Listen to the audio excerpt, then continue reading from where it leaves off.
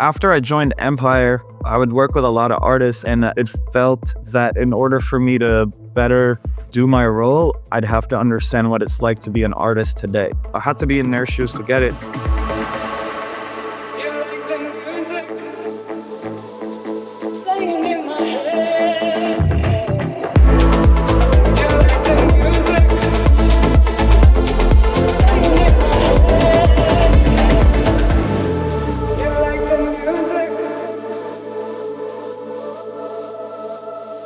What's up, guys? Happy Thursday. Happy New Year, if I haven't said so already. I don't think this is an unpopular opinion anymore. Maybe it is. I don't love the holidays because of what it does to my schedule. Like, up until the week-ish before Christmas, I was waking up at 6 a.m. I was locked into all of like the little habits that are hard to build, like remembering to take your vitamins and supplements at the same time and stretching and all these other things that I'm trying to do more consistently. And as hard as you try to maintain that during the holidays, it does get thrown off. And so I'm always eager to jump back into the swing of things, but it just feels like such a bigger mountain to climb. And so I don't love the holidays for that reason, but I did love how much time I spent with family and friends. Some of you guys who listen to this may know, maybe not, my brother Prappa is a DJ, and having him home after he's been touring quite a bit to just, have him play a personal set for me on Christmas. That's one of our traditions. I really did enjoy that. So that part was nice. But now it's time to get back to the grind. So let's get into today's episode. As artists, as creatives, we often get caught up in the technical aspects of our craft. As DJs, you want to perfect your production, you want to plan your releases perfectly, you want to build your social media presence meticulously. But today's guest has a perspective that might change how you think about your music career entirely. Now, Moody Jones started as a kid making mixtapes from Disney Records in Saudi Arabia, where most CDs were actually illegal to listen to and to possess, as you'll find out. Today, Moody is the GM of Disposable Records under Empire, where his understanding of how people actually experience music has led to over 20 million streams across their catalog. Now, here's what makes this conversation different. Moody did something unusual for a label executive. After years of telling artists what they should be doing, he actually stepped back into producing and DJing himself after a very long hiatus. And that's because he realized that he couldn't truly help artists succeed without understanding their challenges firsthand. So he got back in the game. And whether you're, struggling with release strategies or wondering why your music isn't connecting or trying to find your place in this industry, this conversation will help you understand what really matters to your audience. And it may not be what you think. I'm excited to chat. I was doing a little bit of research and I saw, maybe I saw this correctly. Did you start off DJing by making mixtapes with Disney Records? Is that true? Yeah. It was tapes. It was back in the day, it was tapes. Back in the day, we had to have 2 tape recorders. And I remember I picked the Lion King tape as the main one because it used to glow in the dark. And I thought that was really cool. That's so funny. How old are you? Right now I'm 36. Right now. Okay. I'm 33, so not too far off. I do remember that. Okay. So Lion King, and what else? What were your other favorites? So this mixtape, which was called the King of Mixtape. So I scratched Lion, so I just said King. That one had Aladdin's greatest hits. What else did we have on there? Nothing from Little Mermaid. I always was I'm still a weird kid, but it was always the cartoons no one watched would be my favorite. Yeah. Yeah, so the deep cuts. Yeah, Tailspin. I don't know if you remember that. Yeah, I do. Yeah, it was just weird things. Those were. I also used to love Uncle Scrooge. I love it with the duck. Yeah, the duck. The millionaire duck. Yeah. Yep. Super rich duck. Yeah, he's a role model. Come on. He's a role model. Yeah. So you've been at this for a while, and we'll get into what you're doing today. But I know that you have you're pretty well traveled. You grew up in Egypt. Am I correct in saying that? I was born in Egypt and I grew up in Saudi. Okay. So And then until I was 17, and then I moved to Canada, and then okay. let's go. Wow. So tell me how your upbringing has influenced your taste in music and your journey in music. So growing up in Saudi, back then it was like super religious, very closed. A lot of media was not allowed. So, and then even speaking English was like frowned upon. Mm, But the 1% of people that were immigrants back then or expats, we all lived in close communities. So when I was growing up, like, my best friends were like French, Italian. My girlfriend was German, and then Canadian. Like we were such a mixed group of people. And if you were Arab or Egyptian and you spoke English and you went to a British school, so it was already like a melting pot even when I was a kid. So I went to like a British school. I was Egyptian. Most of the people in the school were European. We were living in Saudi, mm, but that was the only life we knew. And then when it came down to music, so everything we learned about Western culture or modern culture came from TV, right? And so even the MTV we had was different than MTV you guys had. Like our MTV was MTV Germany and MTV France. It wasn't MTV US. So our top hits were different, right? And like we yeah. listened to like German songs and French songs because that was big back then. Our like go-to channel was something called Viva, which is a Polish channel, but that played all the unedited records when we were kids. And back then, like MTV Europe played way more dance music than MTV America. You know what I mean? So even but as kids, like we got exposed to these things more. A lot of albums were banned. So anything heavy metal, anything rock was considered satanic music, and you couldn't even listen to it. Like I had to go to my friend's car. We had to like lower the music and listen to it so we don't get in trouble. Wow. Um, like my favorite CD, like the Limp Bizkit CD. Well, this is now I'm older. Now it's CDs, not tapes, right? Right. Um, Moving along. yeah, we had to. At the time I wasn't traveling internationally as much as my friends, but my friends would have to like hide it in their suitcase, like in their luggage, in between their clothes, because if they get caught with a Limp Bizkit CD or Corn CD, they could go to jail. Shit.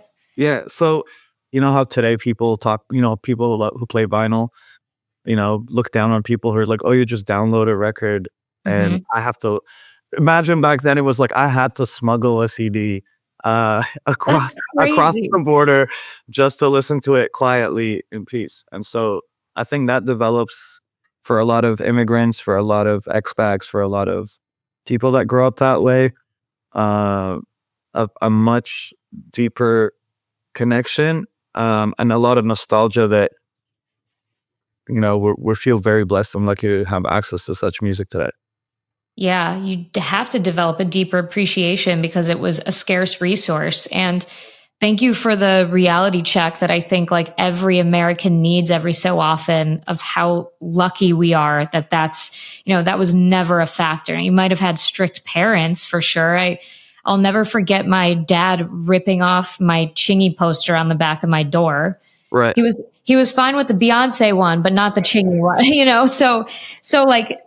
but that's the worst of it. So that's crazy. That must have really made you develop like just a unique ear because like again, music was a scarce resource that you could only enjoy in secret.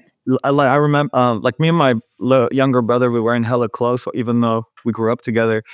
But I remember one summer, sounds bougie, but one summer we were in Spain with my parents, and Eminem's Marshall Mathers had just come out. And my dad was like, absolutely not. I'm not buying you that CD.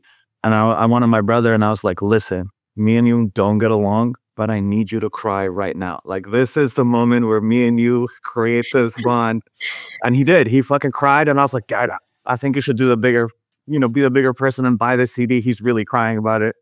And as soon as he put that in the car, my dad went nuts. He Yeah, was I not. mean, you can Yeah. hear every word from that CD as clear as day. Yeah. Yeah. Yeah, wow, that's a great story. So, I mean, you've had a lot of life experience between now and then, but now you're running Disposable under Empire, which I want to get into. So, talk to me about the journey to that point.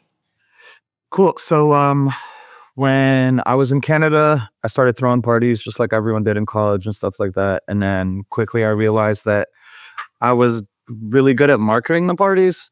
And at the time I was studying industrial engineering. Then I like switched over to marketing. I was like, I think I'm really good at this. I switched over to marketing, started working all these random jobs in marketing, from being a brand manager for Jägermeister to doing marketing for like adult content.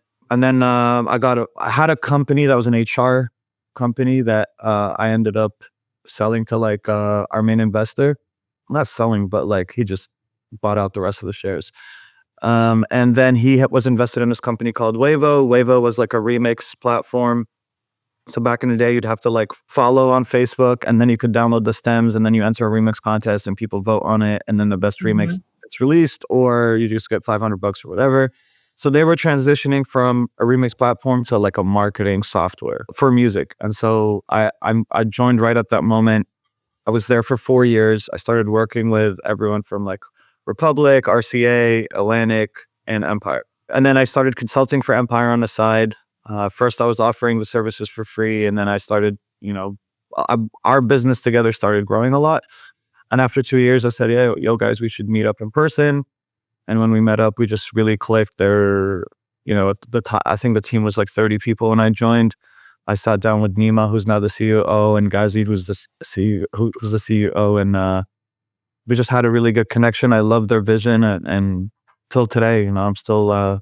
It's one of the best decisions I made, and one of the best opportunities they've given me. Wow. And this whole time, were you DJing too and producing? No, I took a break for like, I want to say 7 years.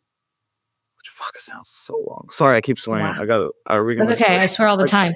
Okay. Wow. 7 years. Yeah, because then at a point I was like, I don't think clients are gonna take me seriously if I'm outside partying all the time, And then after I joined Empire, I would work with a lot of artists, and then I started to hear myself like speaking to clients and things like that, and be like, "Oh, you need to be posting this," or you need to be proud of this moment, and things like that. And it felt that in order for me to better do my role, I'd have to understand what it's like to be an artist today, right? So like, I don't know what it's like to upload a song and the credits are messed up.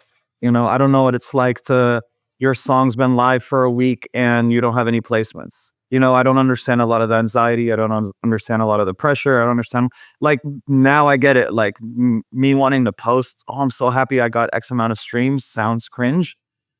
But before that, I was telling them like, "What's wrong with you? Why won't you do that?" You know what I mean?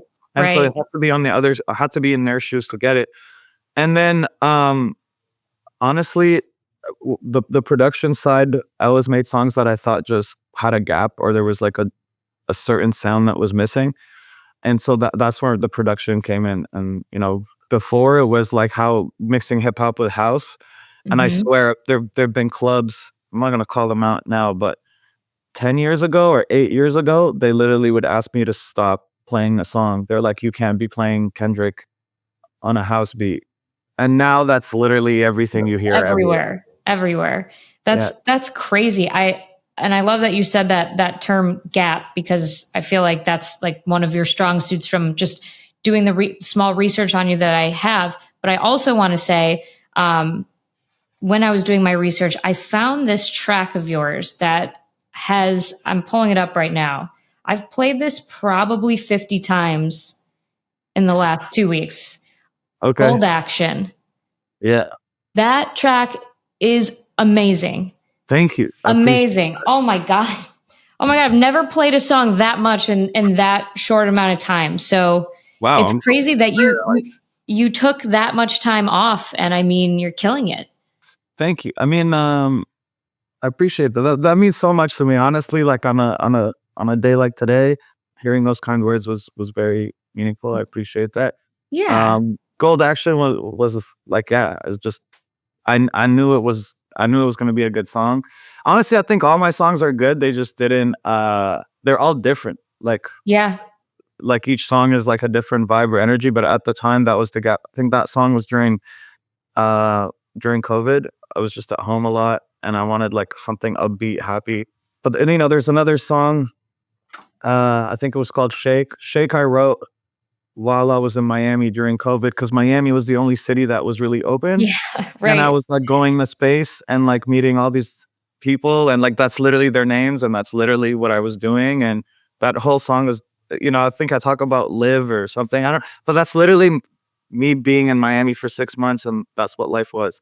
Yeah. Yeah, I love that. I mean, art imitates life and vice versa. So take me back to like when you realized there was a gap to bridge with Afro beats and dance music, which might sound like a stupid question, but a lot of people don't know the roots of house music. They Right. don't know, the influence. So how did you identify that gap?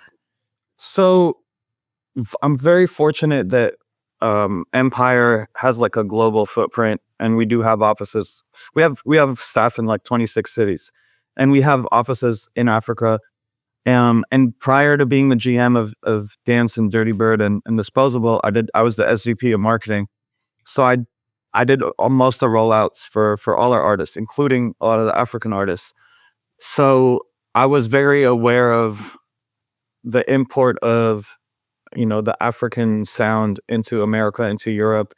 The gap, I don't think it was a gap. What just started noticing was during COVID, hip hop was super popular because, and this is just my opinion, it was just during COVID, hip hop artists were the best content creators. They were at home and they were posting things Yes. that were so cool. Remember that's when like everyone was like competing and flexing on each other, and everyone was showing off how they were living. And it made everyone start following all these artists. But it wasn't for the music really. It was more about just being hooked on them and their content. Hmm. And, that's when Lil Baby was coming out. Like all the 2 Chainz stuff, all the like the Drake stuff, all that was just hip hop content during COVID. Once COVID ended, everyone wanted something positive, upbeat. They didn't want to sit at home anymore. And that's when like dance really exploded, especially because when they went to clubs, they didn't want to listen to hip hop anymore. And that's when I think all that Afro sound started popping off. It's like it's all upbeat, it's all happy. You don't even know what they're saying most of the time, but it's positive, it's like love. And I think that's what made it popular. And then what I started noticing is I go outside a lot. I'm in the club a lot, I'm in the studio a lot, I travel a lot. And the sound I was seeing a lot more, like we were talking earlier, how people were remixing hip hop. Now all of a sudden people are remixing Burna Boy and Rema Hmm. and Wizkid. So you can tell that that sound is so popular that people are trying to white label it or edit it so that it can play in a bigger dance floor. And then I think when Burna dropped his album in 2023, I think that was like the first album that had like 1 billion streams from an African artist. And so then I was like, okay, this is for sure going to be one of the biggest genres. And then inside Empire, something we do all the time is like, when I go play a show, I want to play Empire Records, right? And so if I'm playing, even though I'm playing a Dirty Bird party, or I'm playing a Disposable party, or I'm playing a BPM festival or whatever, we don't have dance records for a lot of our biggest songs. So that's when I started editing the records or looking for other people who did remixes, and then being like, oh, like there's so many people making their own versions, so it must be something that's gonna Hmm. pop off.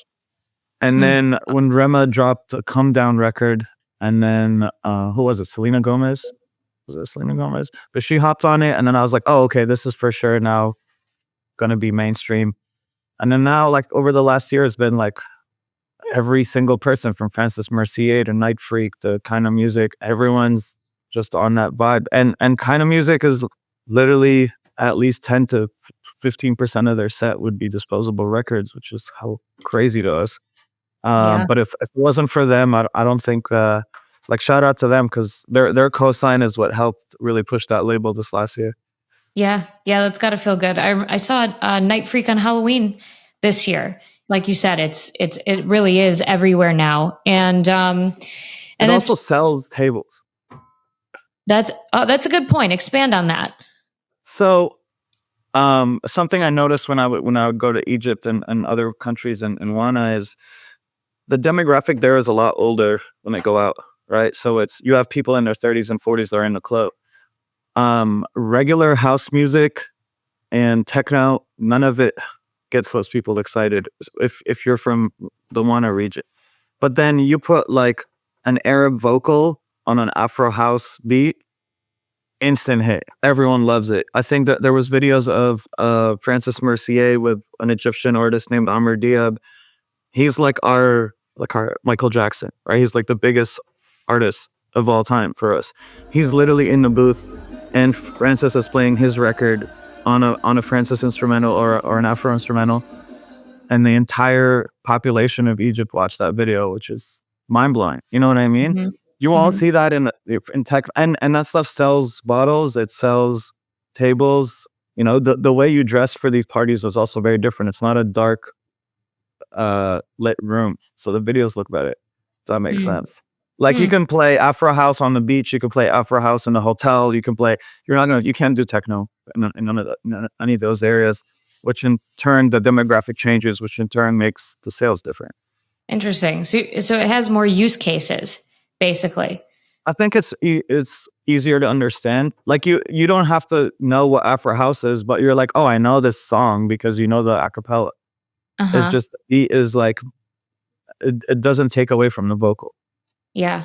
I also think it could be more palatable to people who don't necessarily know a lot about dance music. I think it's like approachable in a way, even though, like you said, you might not understand the lyrics.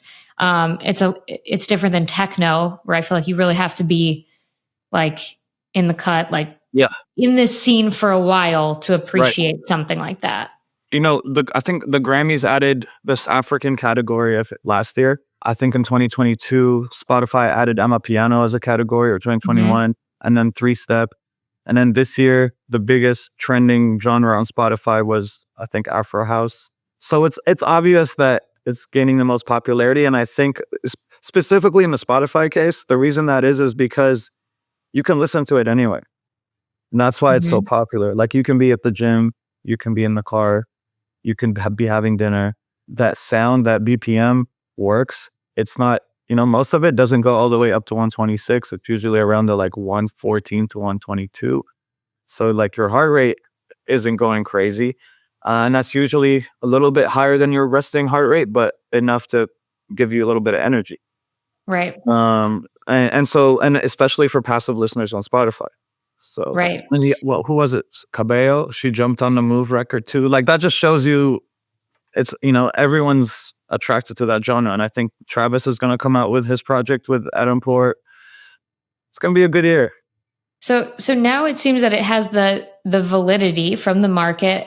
How someone like you or someone who is trying to bring something fresh to the music marketplace, how do you convince other key players like at Empire that this is something worth investing your time and money into?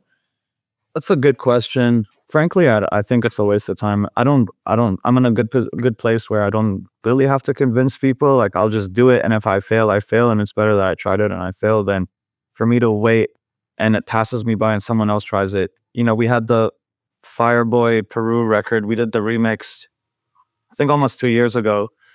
And it was on like the three biggest Afro house playlists. That remix, I think when it came out, we didn't even have Fireboy's name on it because he wasn't about the dance music. And then we showed him the videos. I'm like, people are singing the song. They've never heard that song outside that dance floor. And then he got it. And then he started requesting more remixes and started doing dance music. And he's writing dance music now.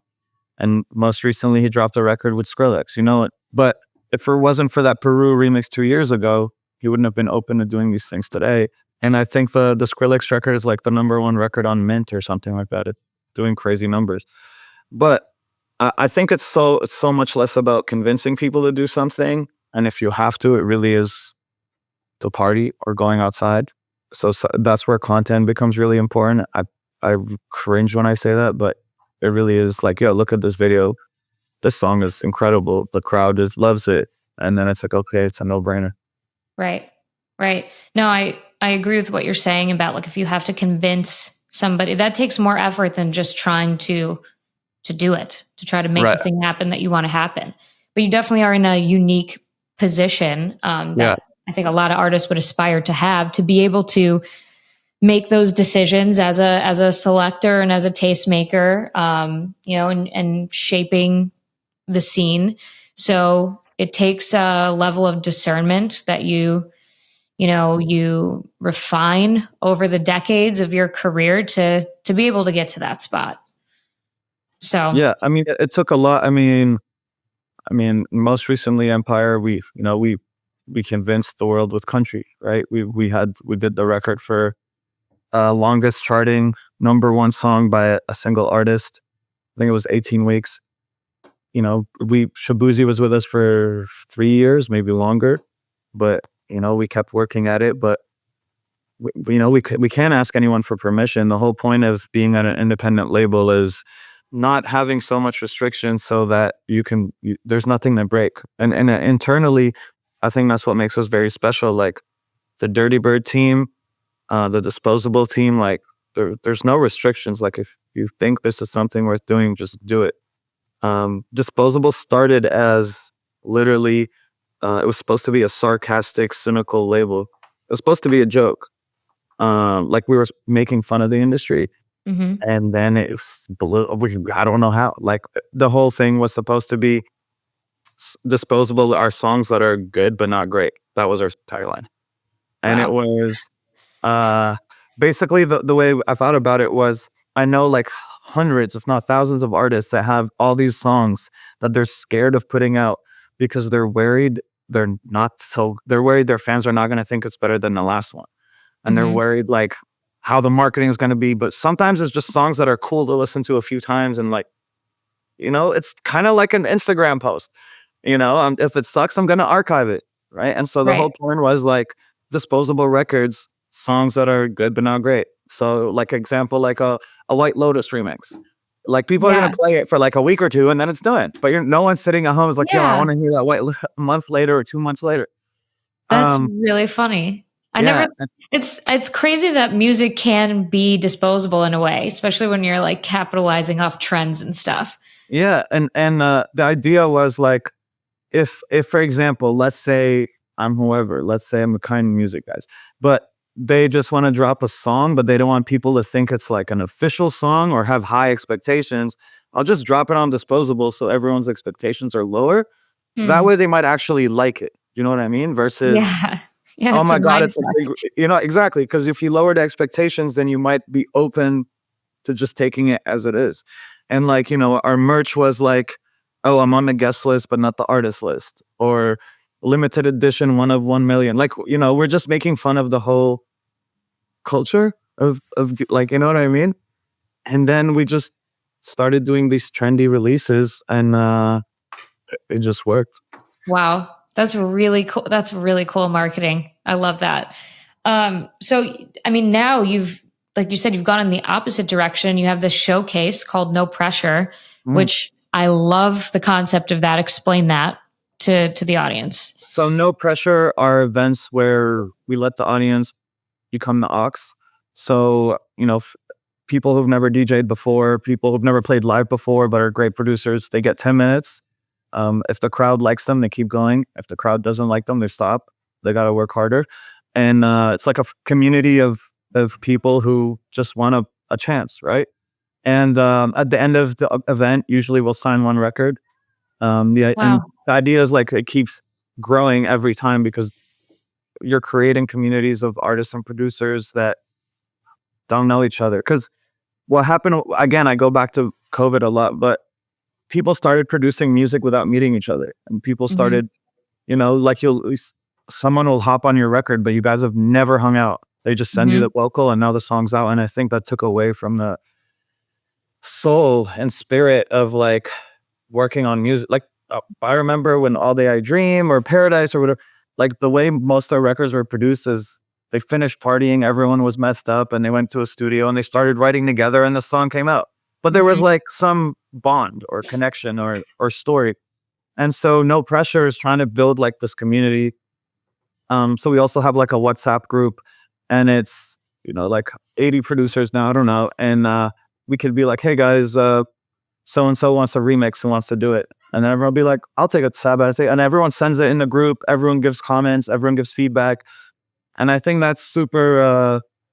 It's beautiful. Like to build a community of people that don't have an ego, that just want a chance. And wherever they go release after, it's up to them. Wherever they go play after, it's up to them. And I think it's important for a city. We started this in San Francisco because, the city used to be like the center of music and dance and like psychedelics and sex and everything. And now it's leaning more towards just tech and other things. And so we're trying to bring that creative, artsy vibe back.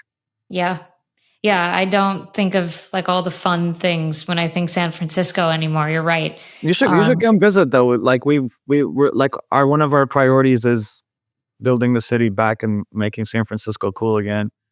And we're like, we do at least 2 to 3 parties a month. And next year we're planning on doing like 30 parties. Wow. It'll be a big year. Yeah. I got to put it on my list. I don't get out like to the West Coast enough. I go to the East Coast a lot more, but I've heard, if you can believe it, I've never been to LA either. Wow. I actually can't believe that. LA kind of scares me a little bit. I mean, I'm talking like the influencer like culture that's permeated there. Chicago is definitely not. Miami is a lot like LA in terms of. Oh yeah. I go to Miami because I have to, not because I like to. Right. It was cool. It was cool 10 years ago, but now it's more of like it's a necessary stop if you work in dance music. But yeah, it sounds like you're really doing amazing things. And the fact that you've been able to take a step back from your artistry and then come back into it and see so much success. And it was all about like level setting with the artists that you're helping. I think that's really important and that everybody should do that in their respective fields. And so I really appreciate you sharing that. Tell me, like, this episode is going to come out right in the beginning of January. So What are you most excited about for 2025? Great. I love setting intentions. I'm going to watch this video when it comes out, be like, I hope I still have the same intentions. But one, Dirty Bird's 20-year anniversary. I can't even begin to tell you how crazy that's going to be. Like, we're going nuts. Like, no one's done the things we're doing. I mentioned that we're going to do at least 30 parties next year. I'm trying to figure out how to incorporate like wellness into it. Just thinking about, imagine before the year starts, you're like, oh, there's 30 weekends where I'm going to be outside and, so my mission over the next 2 weeks is to figure out how to, not just personally, but how to influence others and figure out a way where, I could go to a 3-day festival and build connections that are meaningful, not just because everyone's not sober. So I'm trying to figure that out. That's one of my goals for next year, for my own sake. And 3, more music. I want to put out more music myself, a ton. Like, I'm sitting on a lot of music. Is just, I think it's disrespectful if I have a priority artist and they're dropping a record and I'm dropping one at the same time. I just can't give you my full attention. And so I just keep pushing my records. And I do want to emphasize this because this is towards the end of the show. None of this would have been possible if it wasn't for the people around me. Like, from the beginning of my journey, from meeting Nima and Ghazi, who put me on Empire, to acquiring Dirty Bird and bringing all these talented people around, to all the new hires we have. Like, it's the people around me that have helped me get to where I am. I know the direction, I know the purpose, but I couldn't have done any of it without them. I love to hear that. It is all about community and the team that you have around you. At the end of the day, no one can do this alone, and it's important for artists to hear. So I really appreciate your time. This was really insightful. Me as a marketing, I have a marketing agency. You gave me a lot to think about. Incredible ideas that have really move the needle in this scene. So thank you. Thank you for that free game. And do think about coming down to the Bay. Absolutely. At least for one of the Dirty Bird shows. Yeah, that sounds like a blast. What really fascinated me about my conversation with Moody is how he's flipped the typical industry perspective. Instead of focusing on what artists should be doing, he's focused on understanding how people are actually experiencing music in their daily lives. His insights about why certain music works in different contexts, from beach parties to hotel lounges to club sets. It's not just about genre selection, it's about understanding that success in music isn't always about making better tracks. It's sometimes just about understanding where and how your music fits into people's lives. So for the artists listening, I hope this conversation helped you think differently about your approach. And maybe the question isn't, how do I make better music, but rather, how do I better understand who I'm making music for? So thanks to Moody for sharing his journey and showing us why stepping into your audience's shoes might be the most valuable thing you can do for your career. His story proves that in dance music, understanding the experience is just as important as mastering the craft. Remember, before you can change how people feel, you need to understand how they want to feel. As always, I hope you guys enjoyed this episode, and I'll talk to you next week. Stay elevated.